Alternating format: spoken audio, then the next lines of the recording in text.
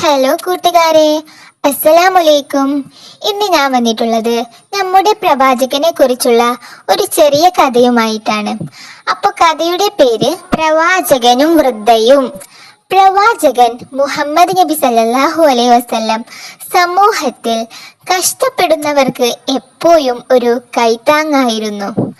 പ്രവാചകത്തിന്റെ ജീവിതത്തിലുടനീളം നമുക്കത് കാണാൻ കഴിയും.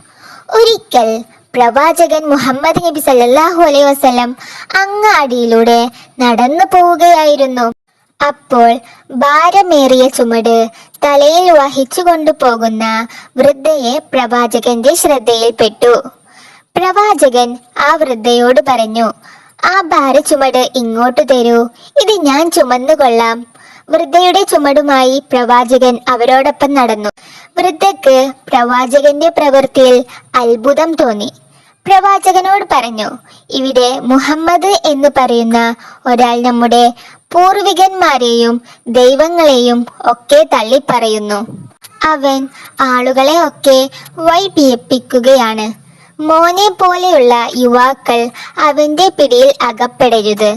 തന്നെ കുറിച്ചാണ് ആ സ്ത്രീ പറയുന്നതെന്ന് മനസ്സിലായിട്ടും പ്രവാചകൻ മറുപടി ഒന്നും പറഞ്ഞില്ല. ആ ഭാരവും ചുമന്ന് അവർക്ക് എത്തേണ്ട സ്ഥലത്ത് അത് എത്തിച്ചു കൊടുത്തു. തിരിച്ചു പോകുന്ന സമയത്ത് പ്രവാചകനോട് പേര് ചോദിച്ചു.